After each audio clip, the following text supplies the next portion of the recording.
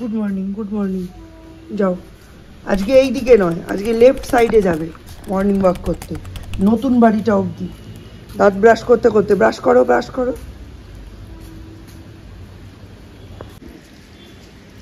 আসো।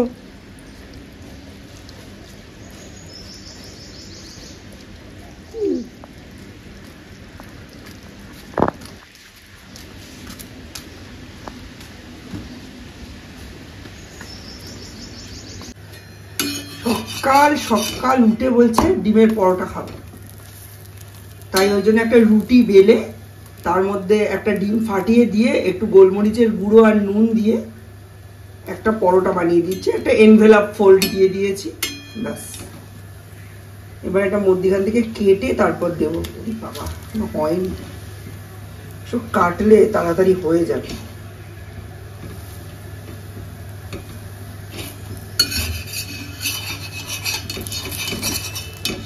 বাবা ওঠে,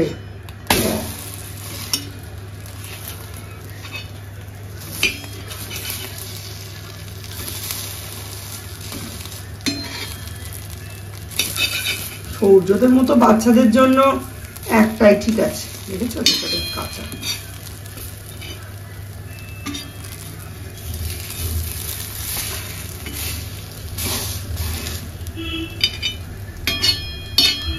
থাক, বাবা আর মা জেগে আছে, দিদি জেগে নেই।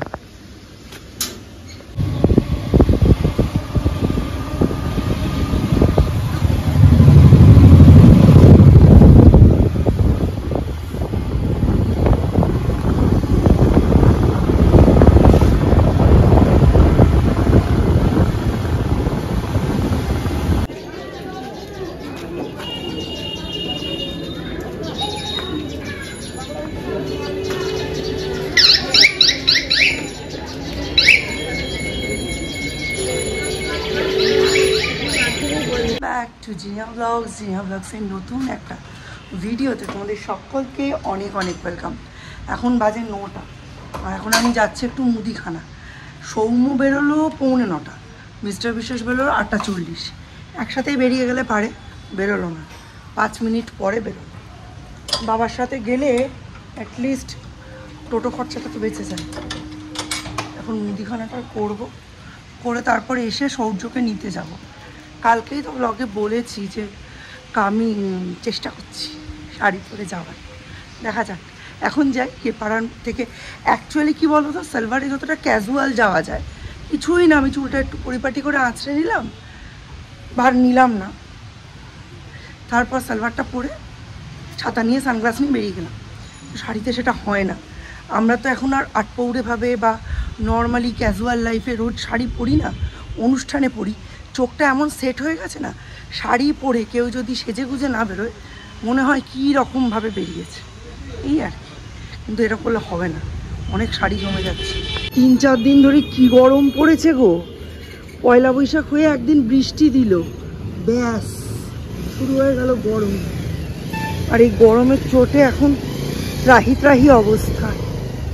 দেখি মুদিখানাটা নিই, বিস্কিট নিতে হবে, হ্যান্ড ওয়াশ নিতে হবে, নুন নিতে হবে, অনেক কিছু নিতে হবে। ভালো লাগছে না, কি রোদ্দুর। ঠাকুর আবার কার্ডও ছাপানো, দুটো নুন দেবে আর হ্যান্ড ওয়াশ দুটো আর ইয়ে টোস্ট 4 প্যাকেট।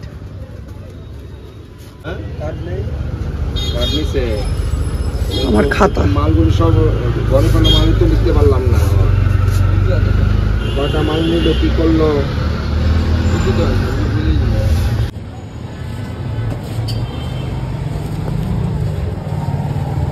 অক্ষয় তৃতীয়ার দিনটাও কিন্তু খুব ভালো।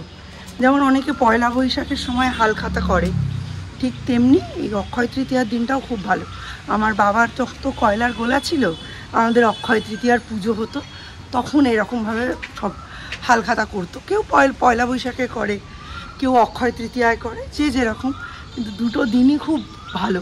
এই যে দীঘায় যে জগন্নাথ মন্দির প্রতিষ্ঠা হচ্ছে, মানে উদ্বোধন হবে পয়লা বৈশাখ, ভাল লাগছে। আজকে না মুখটা পুরো পুরে, কালকে থেকে প্যাকটা লাগানো হয়নি, লাগাবো করে। আজকে প্যাকটা লাগাতেই হবে। ওই লাগাবো করলেই আর হয় না, একেবারে যদি মনস্থির করে নিই তাহলে একরকম হয়। এই সময়টা তো তাড়াতাড়ি এখন লাগিয়েও লাভ নেই, বাইরে যাবো আসবো ঝামা হয়ে যাবো, এসে লাগাবো, তারপর রান্না করবো, খেতে পেলে পা, না পেলে না পা, মনের জোর করে। কাল রাতে রাজার বউ মানে অমৃতা আমাদের বিরিয়ানি খাইয়েছে, মানে আমাদের বিরিয়ানি খাইয়েছে বলতে সৌর্যের নেমন্তন্নই ছিল, আবার দীপের জন্যও পাঠিয়েছে। আমরা আবার দীপকে শুধু দিইনি, দীপকে আর দীপ আর আমি অর্ধেক খেয়েছি, আর মিস্টার বিশ্বাস মানে 1 চামচ 2 চামচ মতো খেয়েছে। উনি তো বিরিয়ানি খুব একটা ভালোবাসেন না, কিন্তু অমৃতা বানিয়েছে, খেতেই হবে। কি যে অপূর্ব বানিয়েছে, পুরো রয়্যালস, আমাদের নৈহাটি রয়্যালসের যে টেস্ট সেম। মানে আমি এবার রাতে গিয়ে বলছি তুই কী করে বানালি এত সুন্দর টেক্সচার, আমিও বানাই, আমারটাও খেতে ভালো হয়, কিন্তু এই একেবারে প্রো লেভেল, দারুণ।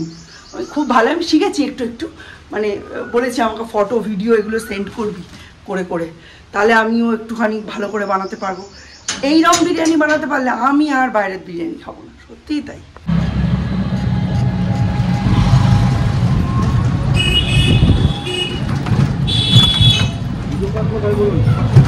সেন্ট লুক না, আসবো না,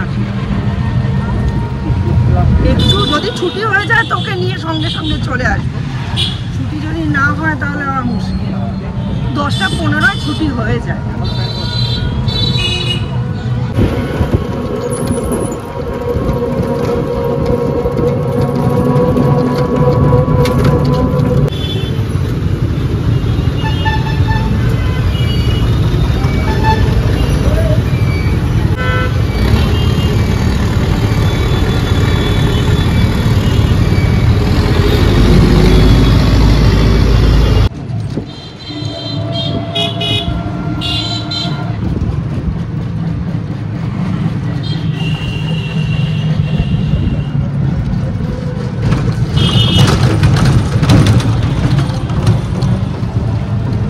এসে মুখে একটু বরফ ঘষে সৌর্যকে স্নান করে পাঠিয়ে দিয়েছি অমৃতাদের কাছে, কারণ সৌর্যর আজকে ওখানে লুচি ট্রিট।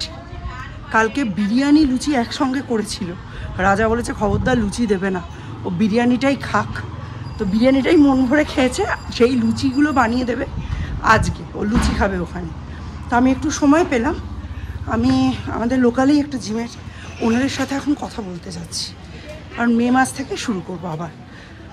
চলো, মে মাসের এই 3 তারিখ থেকে কি 2 তারিখ থেকে হয়তো আমি স্টার্ট করব, কারণ 2 তারিখে দাদার মায়ের কাজ, দাদার মা মারা গেছেন শুক্রবারে, তো কাজ সেটা মিটে যাবে। 3-4 তারিখ থেকে আমি স্টার্ট করব, তার আগে অ্যাডমিশনটা নিয়ে নেবো। আর মর্নিংয়ে হলে ভালো হতো, 7টা থেকে হলে খুব সুবিধা হতো, কারণ 7টা থেকে হচ্ছে একটা ব্যাচ আছে, 3 দিন তারা একদিন জুম্বা করে, একদিন কার্ডিও করে, একদিন যোগা করে, আর বাকি 3 দিন তারা ওই আয়রন এক্সারসাইজেস করে, তো 6 দিন হয়ে যেত। কিন্তু আমার তো 7টায় হবে না, এখন সামনের মোটামুটি বেশ কয়েকটা বছরই হবে না, কেজি 1 নার্সারি, কেজি 2 3 বছর হবে না, তারপর 1 থেকে তো একাই যাবে, তখন আমি আসতে পারবো আশা করি, যদি মিস্টার বিশ্বাসের গুছিয়ে নিয়ে দিয়ে দিতে পারি তাহলে আসতে পারবো, আদারওয়াইজ হবে না। আর ও 5 থেকে তখন তো আমি মর্নিং, ওর ডে হয়ে গেলে আমি মর্নিংয়ে আসতে পারবো, ওটা অনেক দূরের কথা, ওটা নয়, কিন্তু সন্ধেবেলার যে ব্যাচটা 6টা, ওটা আমি এখন আসতে পারবো।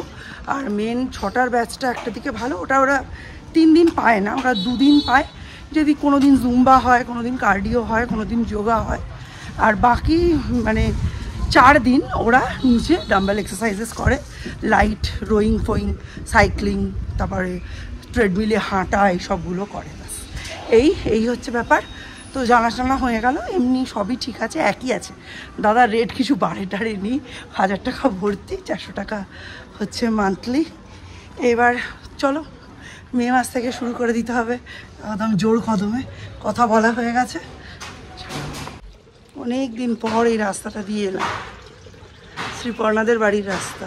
শ্রীপর্ণা আর আমি একসঙ্গে জিম করতাম, সে এখন বিয়ে হয়ে মা হয়ে কত সংসারী হয়ে গেছে, একসাথে সব আমরা জিম করতাম, সেটাও একটা লাইফ ছিল আমার। নৈহাটির মোটামুটি সব জিমেই, যখন যে রুটে আমার বেশি যাতায়াত হয় সেই দিকেই আমার জিমটা হয়, তাহলে আমার কন্টিনিউ করতে সুবিধা হয়, তো সেরকমভাবেই এবারেও ফিক্স করেছি।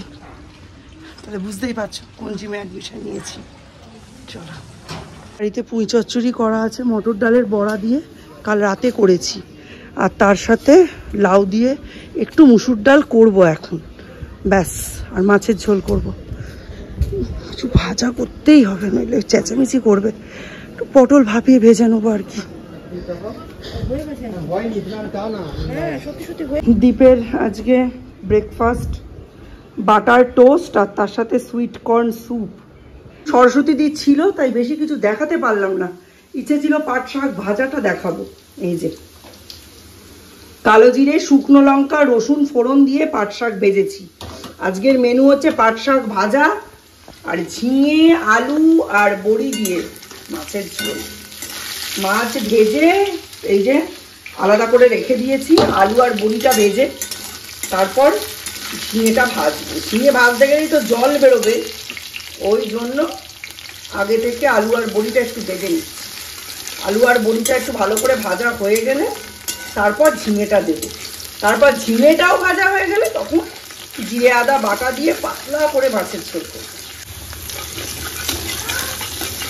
যাই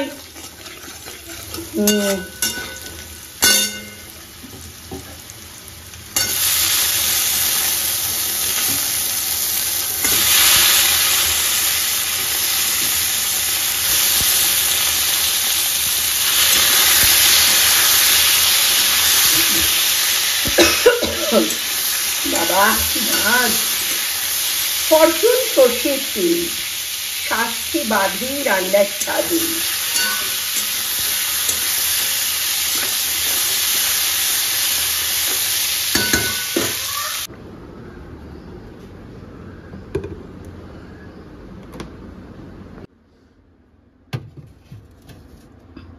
আর ডাকলাম দীপকে, কোনো পাত্তা নেই। গরমে আমি ওপরে যাব না, ওপরে গেলে এসিতে বসলে না রান্না কমপ্লিট করতে ইচ্ছে করবে না। রান্না করে আমি স্নান টান করে খাবার দাবার নিয়ে একেবারে ওপরে চলে যাব। আমরা তিনজন ওখানে বসে শান্তিতে, এই খাওয়াটুকুর জন্যেই তো সবার এত কষ্ট, মানে রোদে বেরিয়ে কাজ করা, চাকরি করা, বাকরি করা, যাই হোক। খাওয়াটা যদি শান্তিতে না হয় কিছুই শান্তিতে না। খাওয়া, ঘুম, এইগুলো শান্তিতে হওয়া খুব জরুরি। ওপরে যাব, কতবার ডাকলাম, দীপ আয় আয় আয়, একটু জামা কাপড়গুলো মেলে দিয়ে যা।